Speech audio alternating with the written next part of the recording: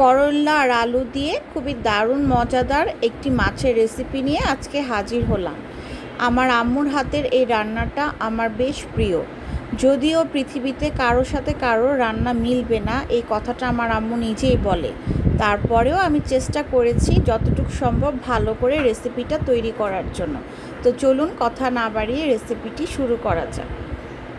আমি একটি কড়াইতে কিছু তেল দিয়ে হাফ কাপ পেঁয়াজ কুচি দিয়ে দিলাম, আর দিয়ে দিচ্ছি স্বাদ মতো কিছুটা লবণ। পেঁয়াজ কুচিগুলো একটু হালকা ভেজে নিচ্ছি। লবণ দিয়েছি হাফ চা চামচের মতো, স্বাদ মতোই দিয়েছি। লবণটা পেঁয়াজ দেওয়ার পর দিয়ে দিলে পেঁয়াজটা বেশ নরম হয়ে যায়, তরকারিটা খেতে ভালো লাগে। দিয়ে দিলাম 2 চা চামচ আদা রসুন বাটা।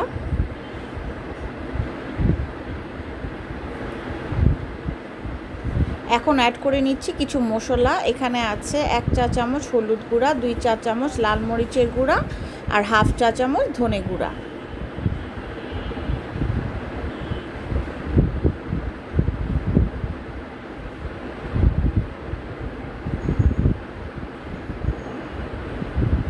একটু সময় নিয়ে মশলাটাকে কষিয়ে নিতে হবে।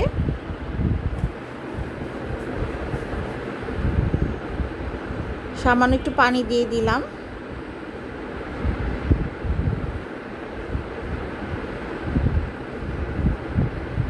সুন্দর করে সময় নিয়ে মশলাটা কষিয়ে নিলে কিন্তু তরকারিটা খেতেও অনেক টেস্টি হয়। তাড়াহুড়ার রান্না কখনোই ভালো হয় না, তাই আমি যে কোনো রান্না চেষ্টা করি খুব মনোযোগ দিয়ে রান্না করতে। মাছগুলো আমি বিছিয়ে দিয়ে দিচ্ছি।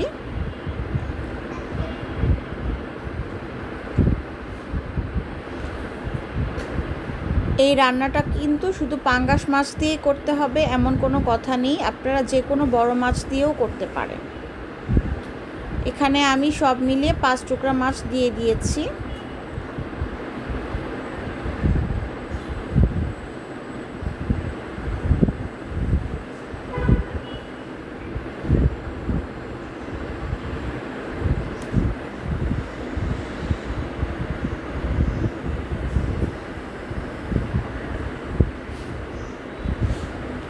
একটু সময় নিয়ে মাছটাকে কষিয়ে নিতে হবে।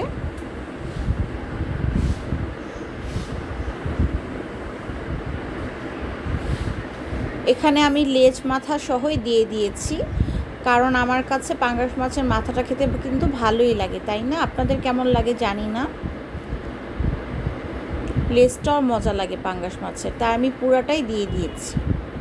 মাছও আছে 3 পিসের মতো।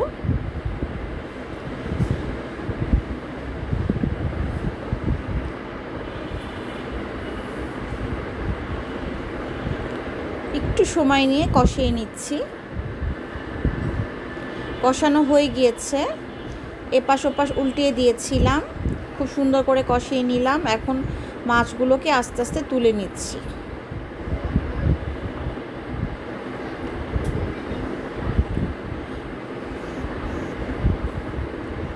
মাছগুলো তোলা হয়ে গেল।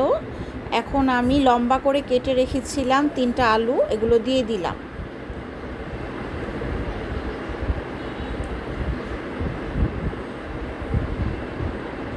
করলার তরকারিতে একটু আলু দিলে খেতে খুব মজা লাগে, শুধু করলা দিয়ে করলে মাছটা আমার কাছে ভালো লাগে না। আমি একটু ছোট সাইজের 3টা আলু দিয়েছি, লম্বা করে কেটে নিয়েছিলাম।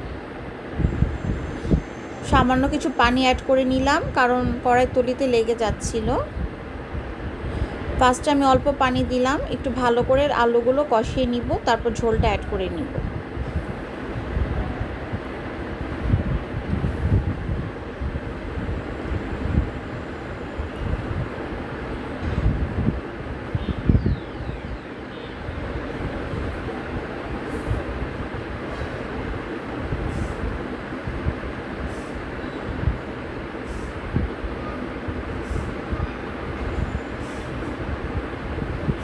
ঝোল অ্যাড করে দিচ্ছি। আলুটা সুন্দর করে কষিয়ে নিয়েছি।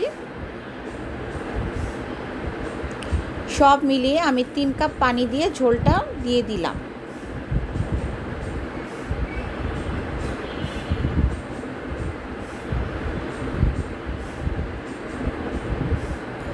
মাছগুলো আস্তে আস্তে বিছিয়ে দিব।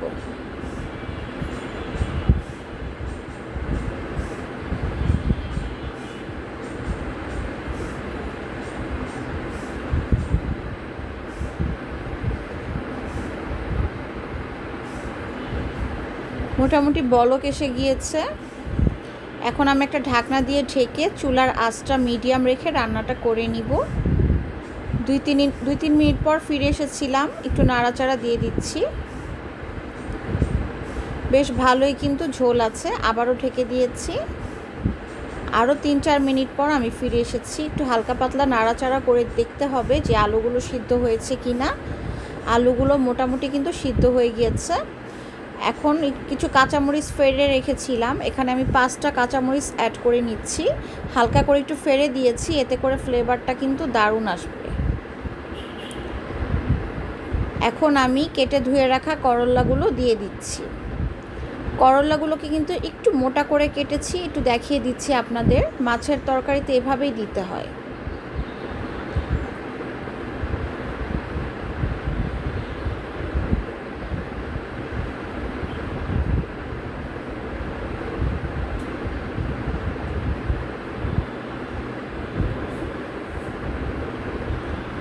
তরকারিটা কিন্তু মোটামুটি হয়ে এসেছে, কারণ সবার লাস্টে কিন্তু করলা দিতে হবে। বেশি আগে দিয়ে দিলে কিন্তু তরকারিটা তেতো হয়ে যাবে, খেতে ভালো লাগবে না। আর করলাটা কিন্তু হতে বেশিক্ষণ লাগেও না, 2-3 মিনিটের মধ্যেই সিদ্ধ হয়ে যায়। আর এই তরকারিতে কিন্তু অবশ্যই জিরা গুঁড়া দিতে হবে, না হয় কিন্তু তরকারির টেস্ট ভালো হবে না। আমার আম্মু সব সময় এই তরকারিতে জিরা গুঁড়া ব্যবহার করে। যেহেতু সব মেয়েরাই কিন্তু মার রেসিপি সবসময় ফলো করে, আমিও এর চেয়ে ব্যতিক্রম না। আমিও অনেকটা আম্মুর মতো চেষ্টা করেছি রান্না করতে। সবার লাস্টে আমি 1 চা চামচ জিরা গুঁড়া দিয়ে দিলাম, উঁচু করে 1 চা চামচ জিরা গুঁড়া দিয়ে দিয়েছি। দেখতেই পাচ্ছেন কালারটা কতটা লোভনীয় লাগছে। বেশি করে ধনেপাতা কুচি দিয়ে দিলাম, দেশি ধনেপাতা ব্যবহার করেছি, চাইলে বিলাতিটাও দিতে পারেন। কড়াইটা একটু হালকা দুলিয়ে দিচ্ছি, চারিদিকে একটু মিশিয়ে নিচ্ছি তরকারিটাকে।